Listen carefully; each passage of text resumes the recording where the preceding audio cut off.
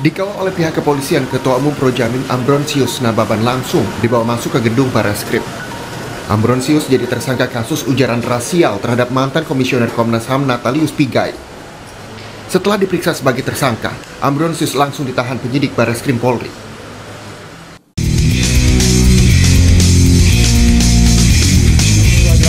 Ketemu lagi kita di channel yang perlu dibagikan informasi gratis, tidak bayar. Subscribe. Assalamualaikum warahmatullahi wabarakatuh. Ketemu lagi dengan Bang Kica. Hari ini Bang Kica ingin melanjutkan celoteh tentang peristiwa yang dialami oleh Natalius Pigai.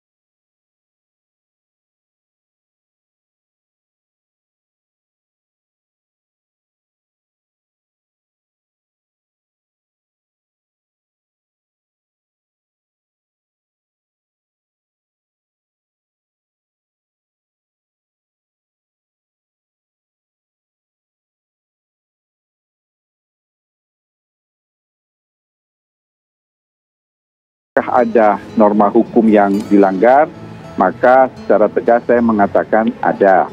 Jadi paling tidak itu kita dihadapkan kepada satu persoalan penghinaan atau defamation yang ada di dalam pasal 310 sampai pasal 321 KUHP. Kemudian yang kedua, kita akan berbicara dalam konteks Undang-Undang Informasi dan Transaksi Elektronik, itu pasal 28 ayat 2, dan ancaman pidana ada pasal 45, dan sebetulnya yang paling mengena itu adalah mengenai Undang-Undang tentang anti diskriminasi ras dan etnis, Undang-Undang nomor 40 tahun 2008. Nah, itu jelas sekali ya. Jadi kalau kita hubungkan antara pasal 28 Undang-Undang ITE yang berkaitan dengan pernyataan kebencian atau permusuhan terhadap individu atau kelompok orang yang kemudian itu didasarkan pada suku, agama, dan ras. Itu jelas sekali di dalam pasal 28 ayat 2 yang ancaman pidananya ada dalam pasal 45, itu maksimal 6 tahun dan atau denda 1 miliar. Sementara di dalam Undang-Undang nomor 40 tahun 2008 tentang diskriminasi ras dan etnis itu lebih mengena lagi. Jadi dalam pasal 4 huruf B kemudian diyuntukkan dengan pasal 16. Kalau pasal 4 huruf B itu isinya adalah mengenai perbuatan-perbuatan yang intinya berkaitan dengan diskriminasi terhadap ras maupun etnis ya. Jadi merupakan membuat gambar yang bisa dilihat oleh publik dan lain sebagainya. Kemudian ancaman pidananya pada pasal 16 itu ancaman maksimum 5 tahun penjara dan atau denda 500 juta. Jadi kalau ditanya apakah ada norma hukum yang dilanggar, maka dengan tegas saya mengatakan paling tidak kita akan berhadapan dengan 3 undang-undang. KUHP, Undang-Undang Informasi dan Transaksi Elektronik, dan Undang-Undang Anti Diskriminasi Ras dan Etnis.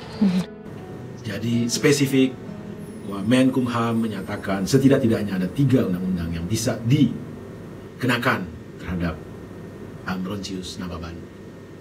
Kita berharap mudah-mudahan dengan antisipatifnya Polri dalam menangani kasus ini, mudah-mudahan memberikan ketenangan kepada masyarakat.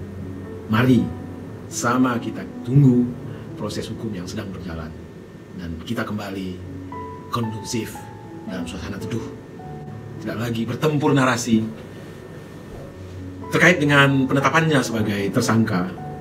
Ambrosius Nababan memberikan klarifikasi bahwa tidak ada niatannya untuk berbuat rasis. Apa yang dia katakan dalam status di Facebooknya hanya bagian dari narasi dia untuk menjawab cuitan-cuitan Pigai mengenai vaksin, khususnya vaksin Sinovac. Dan gambar yang dia posting adalah gambar yang dia dapatkan di media sosial. Bagaimana tanggapan dari Ambrosius Nababan? Mari kita ikuti. Jadi mempertegas Pak Abang tidak ada niat untuk rasisme, tapi Tidak ada.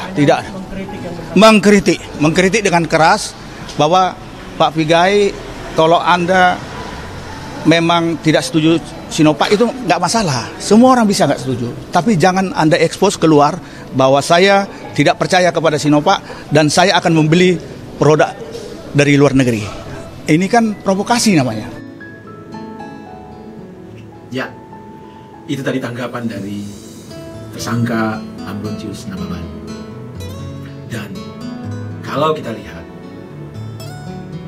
respon yang diberikan terhadap narasi-narasi Pigai menyangkut vaksin COVID-19, sepertinya yang menjadi acuan tanggapan atau acuan yang ditanggapi oleh Ambrosius Nababan apa yang dinyatakan Pigai dalam satu talkshow dengan Karni Ilyas, karena ada kata-kata soal pembelian vaksin dari luar negeri.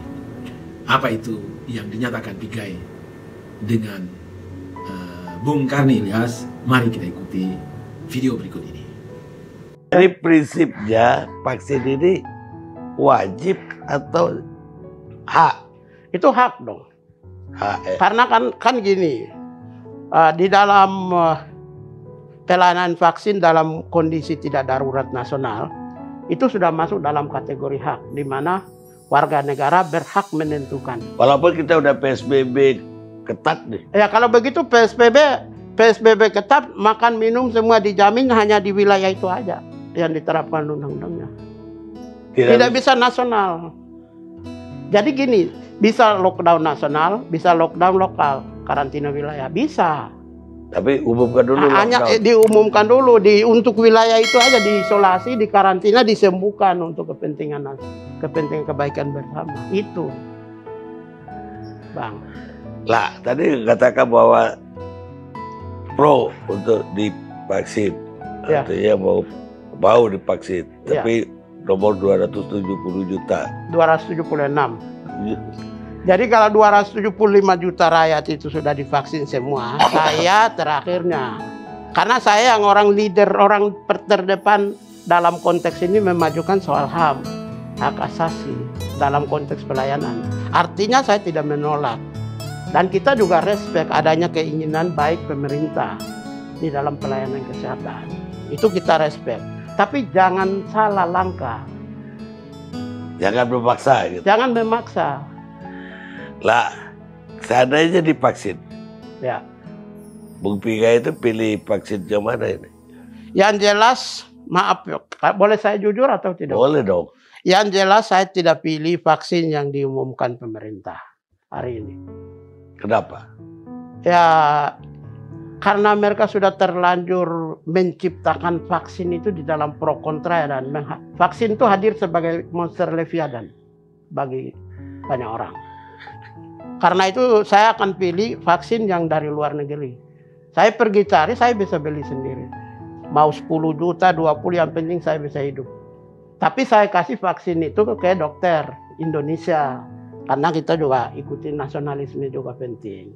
Tapi menyangkut hak hidup saya sehat atau tidak ditentukan oleh diri saya sendiri. Ya, itu tadi pernyataan Pigai